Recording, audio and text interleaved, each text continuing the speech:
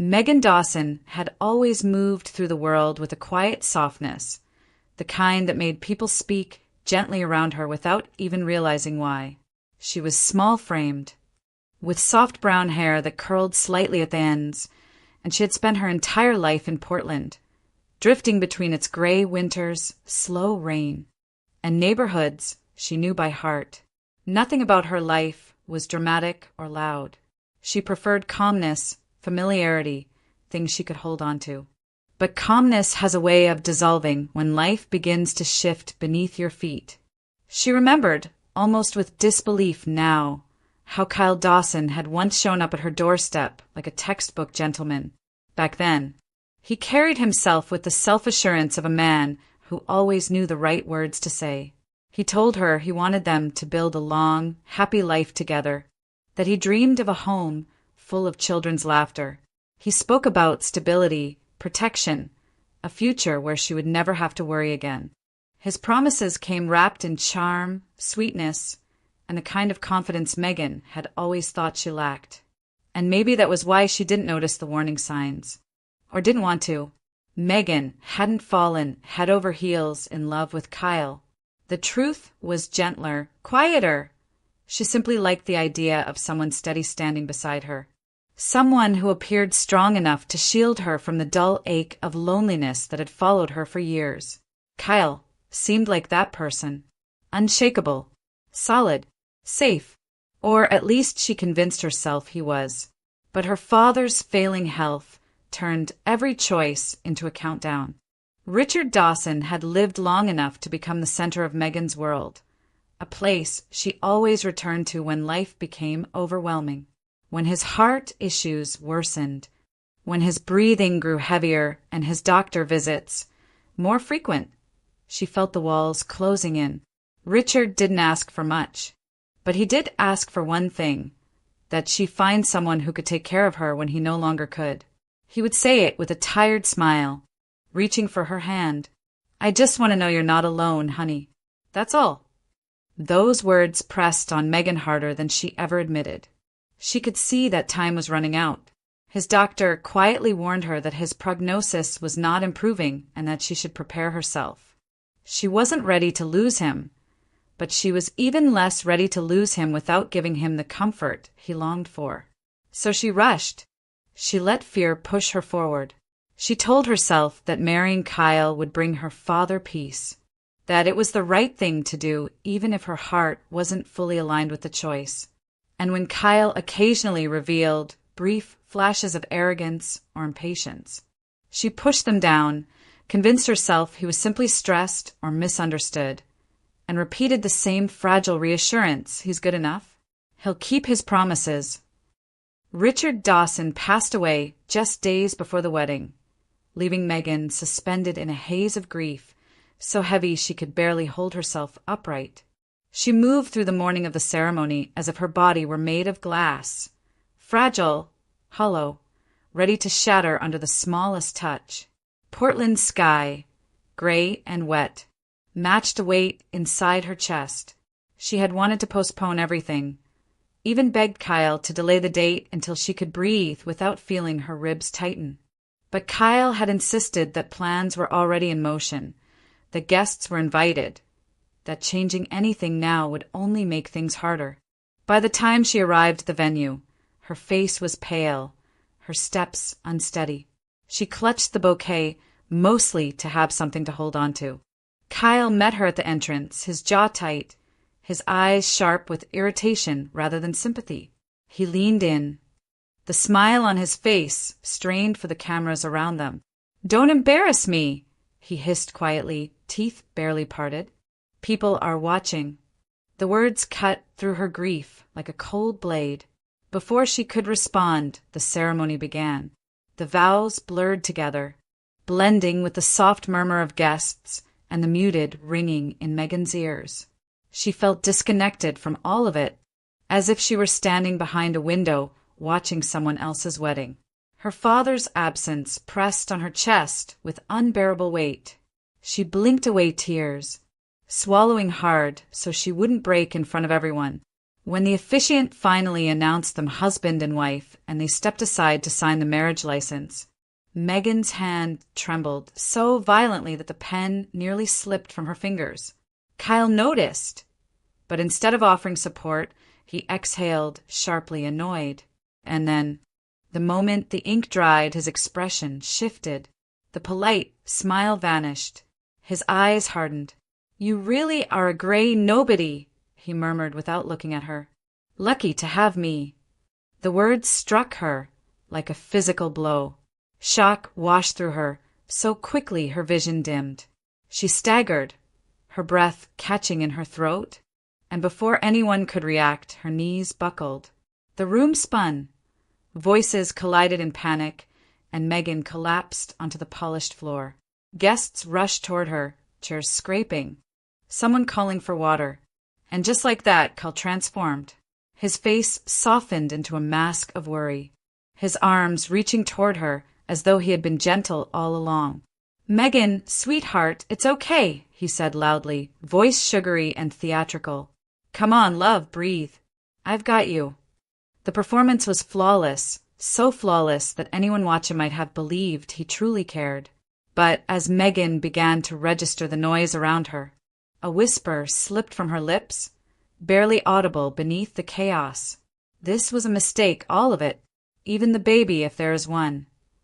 And in that moment, lying on the floor of her own wedding, she knew she was speaking a truth she could no longer ignore. As soon as Megan was steady enough to stand, Kyle tightened his grip around her arm and steered her away from the murmuring guests. His expression, so gentle and polished moments before, collapsed into something sharp and venomous the second the door to a small side room clicked shut behind them. The noise of the reception faded, replaced by a cold, brittle silence. Kyle didn't waste a second. "What the hell was that?" he snapped, his voice low but laced with rage. "Do you enjoy humiliating me?" Megan stared at him, still dazed, her pulse pounding in her ears. The man in front of her didn't resemble the one who had whispered sweet promises during their courtship. He looked different now, stripped of politeness, stripped of restraint, revealing something mean and calculated beneath the surface. "I wasn't trying to," she began. "Save it," he cut her off. "I should have known better. I should have known you would ruin everything." He stepped closer, anger radiating from him. "Do you think I married you for love? For your boring personality? No. I married you because your father was supposed to leave you property. Real property. A solid investment. Something worth my time." His words hit her with a new kind of shock, one that numbed her grief and replaced it with something colder. Kyle scoffed. "But your dear father decided to get sentimental before dying and transferred everything to Aaron Dawson. Your precious half-brother, the one no one ever sees, the one you barely even know." He shook his head with a bitter laugh. "Do you have any idea how stupid that made me look? How much time I wasted expecting something that never came?"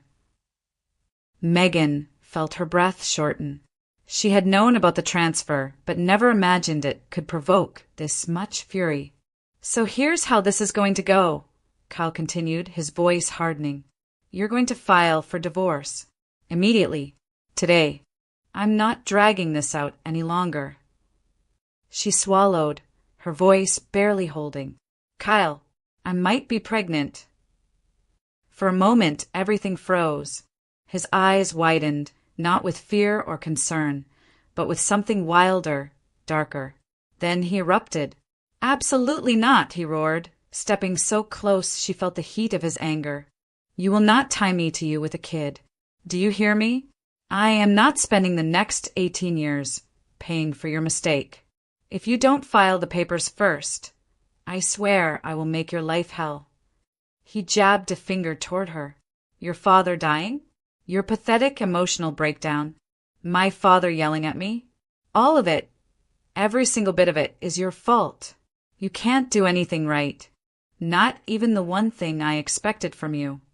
Megan felt something inside her crack, the weight of his accusations sinking deep. She had believed she was making choices for her father's peace, for future that felt safe. But standing there, with Kyle's fury filling the small room like smoke, she understood the truth.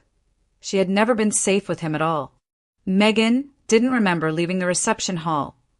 Only the cold burst of air when she pushed through the doors and the frantic rhythm of her heartbeat as she stumbled into the parking lot.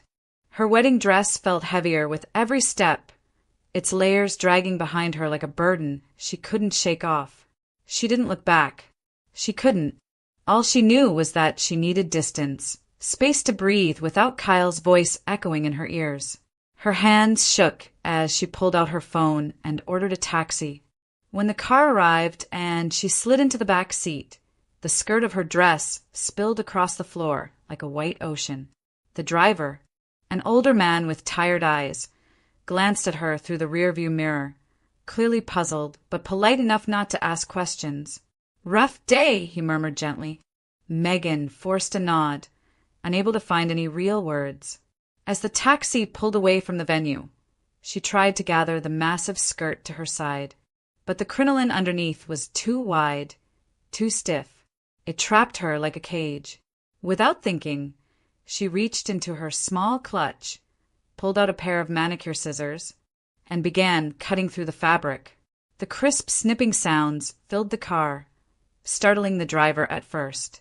But he said nothing, just watched her silently, as if witnessing some private unraveling he had no right to interrupt.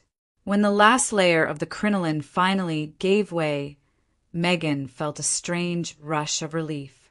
It wasn't real freedom, but it was something one small chain removed. The driver cleared his throat softly. Couples fight. Weddings are stressful. Sometimes things look bad before they get better. Megan held onto that sentence longer than she should have. A tiny, foolish part of her clung to the idea that maybe Kyle would calm down. Maybe the pressure had broken him temporarily.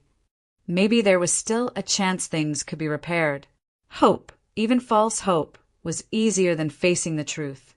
But when the taxi turned toward East Portland and the familiar outline of her late father's apartment came into view, run-down building with peeling paint and sagging railings, her fragile hope began to dissolve. Inside the dim, cramped living space, everything smelled faintly of dust and old wood. The silence was suffocating. Megan barely made it to the couch before the weight of the evening crashed over her. Days passed in a blur. She stopped eating, stopped speaking. She moved through the apartment like a ghost, her steps slow and unfocused. Shame dug into her chest. Exhaustion wrapped around her like a heavy coat. And the future, once something she believed she could build, felt like a dark hallway with no door out. It wasn't living. It was surviving the emptiness left behind. The knock came late in the morning, sharp and impatient, startling Megan out of the numb haze that had swallowed her days. She hesitated before opening the door, her body heavy, her eyes swollen from nights without real sleep. On the other side stood a stern older man in a stiff gray suit, the kind who looked like he had long ago forgotten how to soften his expression. "Megan Dawson?" he asked, though his tone made it clear he already knew the answer. When she nodded, he thrust a stack of documents into her hands. "Divorce summons. Sign where indicated. My client wants this handled quickly." "Kyle, of course." The man didn't hide his disdain. His eyes drifted over her wrinkled T-shirt, her tangled hair. The exhaustion etched into her face. "You know," he added dryly, "Mr. Dawson told me about your situation. Considering the timeline, he's not convinced any potential pregnancy is even his." His lip curled faintly. "Women these days." Megan felt the words scrape against every raw part of her, but she was too hollow, too drained to defend herself. Even breathing required effort. She managed a quiet, I understand, though she didn't understand any of it. How quickly her world had collapsed. How she had become someone people spoke to like she was less than human. The man shrugged as if her response didn't matter. "Sign today." And don't make this difficult. He's already being generous by wanting a clean break." He turned and walked off without another word. When the door shut behind him, Megan stood motionless, the papers trembling in her hands. She thought about calling a taxi to go to the courthouse to get it over with, but she no longer had that luxury. She had quit her job just before the wedding, believing she would start a new chapter in life. Her savings were nearly gone. Her father's old apartment, once a comfort, felt like a cage she couldn't afford to leave. So she gathered what little strength she had and stepped outside. The journey was miserable. 2 buses, then a long transfer, then another crowded city line that reeked of stale air and damp coats. Megan clung to the metal poles, her head spinning with each lurch of the vehicle. When she finally stepped off near the courthouse, her legs felt like they were made of water. She walked the last several blocks slowly, each step small and deliberate. The cold January wind bit through her thin jacket, stinging her skin. Halfway there, her breath tightened. She sank onto a bench, gripping its edge, her vision blurring. Hopelessness rose like a tide. She felt trapped in a life she no longer recognized, too ashamed to ask for help, too exhausted to fight, and too alone to imagine anything ever getting better. For the first time, she wondered if she would make it through at all. Megan sat hunched on the courthouse bench, trying to steady her breathing, when a gentle pressure brushed against her hand. She startled, looking up to see a homeless woman standing beside her, a thin figure wrapped in several mismatched layers of clothing, a knit hat pulled low over graying hair. Her eyes, however, were clear and oddly focused, as if she saw far more than everything around them. "Don't go in yet," the woman said softly. Megan blinked, unsure she'd heard correctly. The woman's hand tightened just slightly around Megan's. "When you get home, open your vanity. Behind the back panel." The words were precise, almost rehearsed. Megan's first instinct was confusion, then unease. She glanced around, half expecting someone else to be listening, but the crowds moved past them without a second look. When she looked back, the homeless woman's gaze was fixed on her with unsettling familiarity. "How do you?" Megan began. "Megan," the woman said, cutting her off gently. "Just remember what I told you." Her name, hearing her name from a stranger, sent a cold ripple down Megan's spine. She looked down at her bag, suddenly worried, thinking maybe the woman had rifled through her documents while she sat there dazed. "I don't have cash," Megan whispered, embarrassed by how hoarse her voice sounded. "And I'm not really in a place to," the woman shook her head. "I'm not here to ask you for anything." Her voice softened even further. "We'll meet again, but by then things will be better for you." Before Megan could respond, the woman stepped back, merging so quickly into the stream of pedestrians that within seconds she was gone, vanished into the noise and motion of the street as if she'd never been there at all. Megan's heart pounded as she opened her bag with trembling hands. Her wallet was still there. The papers were untouched. Nothing was missing. But something was different, an inexplicable unease, and beneath it, a small flicker she hadn't felt in weeks. Curiosity, a strange, almost impossible curiosity that cut through her despair with the faintest glow. Behind the back panel of her vanity, how would a stranger know anything about that? And why did her voice feel so familiar? For the first time since the wedding, Megan felt her mind pull toward something other than dread, something waiting for her at home. When Megan finally gathered enough strength to enter the courthouse, Kyle was already there, standing with his arms crossed, impatience radiating off him like heat. He didn't acknowledge her at first. He just glanced at her briefly, scoffed, and then looked away as if her presence irritated him. The hearing itself was painfully short. There was nothing to divide, nothing to negotiate. All of Richard Dawson's property had legally gone to Aaron, and Kyle had already been informed there would be no inheritance, no assets, no payoff. The judge moved briskly through the paperwork, barely looking up as signatures were collected and copies stamped. It felt surreal to Megan. Months of emotional devastation reduced to a few pages and a handful of legal phrases. Kyle, however, wasn't leaving without one final jab. "Give me the ring," he demanded the moment they stepped outside the courtroom. His voice was sharp, as if the words themselves were a small act of violence. Megan didn't hesitate. She reached into her pocket, retrieved the simple band, and placed it in his hand without a word.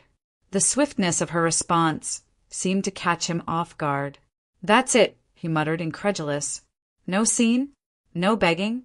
No guilt trip?" She shook her head.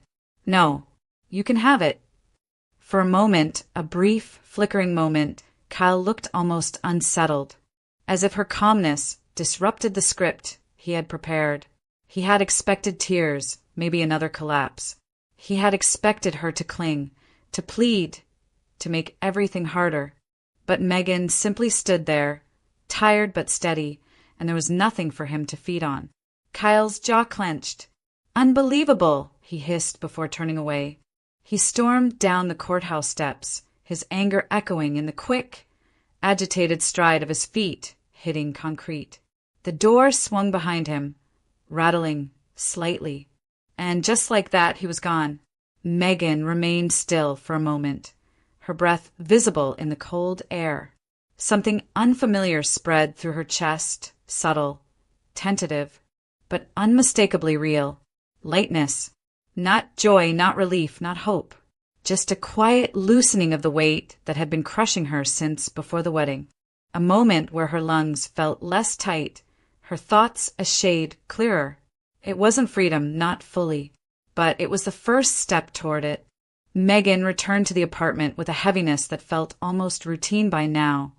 But beneath it, a small, persistent thread of curiosity tugged at her. The homeless woman's strange warning echoed through her mind as she stepped inside, shutting the door behind her. The air was still, carrying the faint scent of old varnish and dust. Without removing her coat, she walked directly to the bedroom where her father's old vanity stood, a heavy, oak-framed piece that had belonged to her mother before she passed. Megan had dusted it dozens of times but had never once imagined it might be hiding anything. Her hands trembled as she pulled open the drawers. Nothing unusual. Makeup from years ago, old hairpins, yellowed tissues. But the woman hadn't meant the drawers. Megan crouched down, examining the back panel. Only then did she notice the tiny screws anchoring it in place. She went to the kitchen drawer, found a dull screwdriver, and returned to kneel in front of the vanity. Each screw turned with surprising ease, as if they had been loosened once before. When the last screw fell onto the carpet, she slid the panel away and froze. Inside the hollow space were two objects, a small brass key, and a folded piece of paper. Her heart thudded as she reached for the note. The handwriting was instantly recognizable. Strong, slanted letters she had seen on every birthday card, every refrigerator reminder, every message her father had ever left for her. "Megan, use this key to open the blue suitcase your mother left behind. Take your time. Don't rush. Aaron will explain the rest." Dad, for a moment, she couldn't breathe. Her father had written this, knowing he wouldn't be here to explain anything. He had hidden it deliberately, waiting for her to find it only when she needed it most. Hands shaking, Megan went to the hallway closet. Wedged behind a stack of blankets was the old navy blue suitcase, scuffed and worn from years of disuse. She dragged it out, set it on the floor, and inserted the brass key into the lock. It clicked open smoothly. When she raised the lid, her breath caught. Neatly stacked inside were bundles of cash, far more than she had expected, far more than she had seen in her life. Not millions, but easily tens of thousands of dollars. Enough to stabilize her life in a city like Portland for a long time. Beneath the money lay a smart phone she didn't recognize at first, until she remembered the name on her father's note. Aaron, her half-brother's phone, left for her, prepared long before he died. Megan pressed a hand to her mouth, tears rising as the weight of the moment sank in. Her father hadn't abandoned her. He had been protecting her all along. Megan stared at the phone in the suitcase for a long moment, her pulse quick and uneven. The number taped to its back was written in the same confident handwriting as the note. With trembling fingers, she typed it in. The call didn't ring once. Aaron Dawson, a calm voice answered, almost as if he had been holding the phone in his hand, waiting for her. Megan swallowed, unsure where to begin. Hi, it's Megan. I found the suitcase. And the note. A breath of relief slipped through the line. Good. I was hoping you'd call today. There was something eerily familiar in the tone. A certainty, a steady warmth she couldn't quite place. I need to tell you something, Aaron continued. And I need you to let me finish before you ask questions. Okay, she whispered. I met you earlier today, he said. Outside the courthouse. Megan frowned. That's impossible. I was alone except for, her words stopped. The homeless woman. Aaron's voice softened. It was me. The disguise was part costume, part theater training.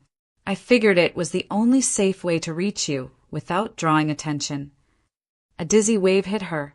She couldn't reconcile the thin, trembling woman she'd seen on the bench with the steady voice now speaking through the phone. But why, she managed. Because you were in danger, Aaron said plainly. And because Dad wanted me to protect you if anything ever happened. Megan closed her eyes, bracing herself.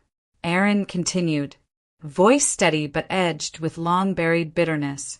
Kyle's father, Henry Dawson, held a grudge against Richard for years. Old business disputes, failed deals, accusations. They turned into hatred. Henry wanted revenge. He pushed Kyle into pursuing you, told him to marry you, get access to Dad's property, and use that to settle the score. Megan felt her stomach drop. Richard found out, Aaron went on quietly, and he panicked. His health was already failing, and he didn't want to overwhelm you.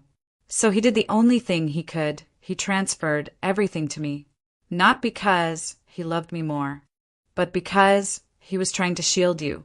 Legally, emotionally, financially. He hoped it would remove the target from your back. Her eyes blurred with tears. Her father hadn't doubted her. He'd been fighting for her. And Kyle, she whispered. They ran, Aaron said. Kyle and Henry. Federal investigators opened a case on fraudulent loans and shell companies tied to Henry's businesses. They left the country 2 days ago. They won't be coming back anytime soon. Megan pressed a hand to her chest, the shock almost too large to process. And the pregnancy, she asked, voice barely audible. Aaron exhaled. You're not pregnant. False alarm. The stress, the timing it happens. Relief flooded her body. Relief tangled with grief, confusion, and the remnants of fear. Listen, Megan, Aaron said gently. You need to keep everything quiet for a few months. The money, the suitcase, even our conversations. It's safer for both of us that way. Megan nodded, even though he couldn't see her. For the first time in months, she felt the ground beneath her feet begin to steady. The months that followed passed, not in dramatic leaps, but in small, careful steps, tiny shifts that slowly pieced Megan back together.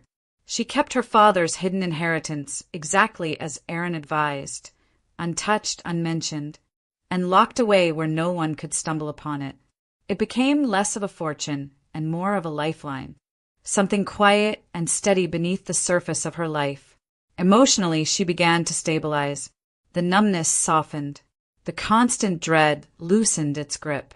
On some mornings, she even woke without feeling a weight on her chest. One of her first tasks was visiting a clinic.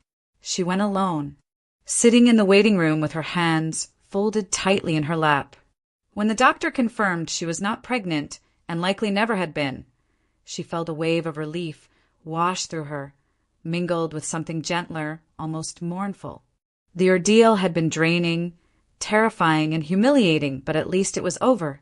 At least there was no child tying her to Kyle's cruelty for the rest of her life. In the quiet weeks that followed, Aaron became a consistent presence.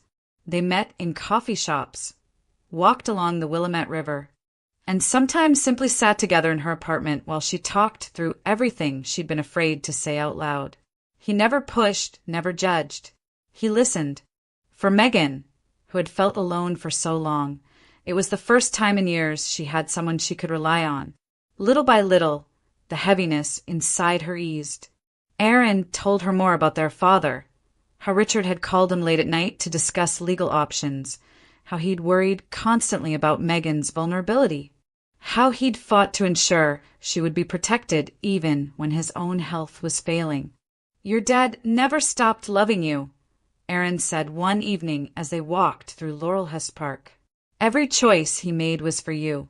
Even transferring everything to me, it wasn't about taking anything away from you. It was about making sure Kyle couldn't get near it or near you." Megan stopped walking, letting the words settle in her chest.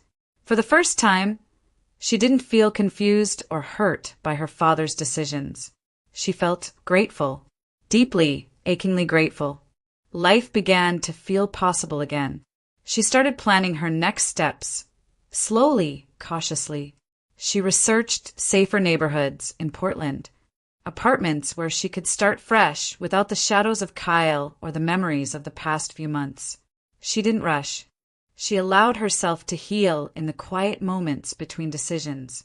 One afternoon, as she sat by her bedroom window watching the soft rain fall over the city, a calm warmth settled over her. No fear, no weight, just stillness. Her lips curved into a small, genuine smile. For the first time since her father died, Megan felt something real and undeniable rising within her. Freedom.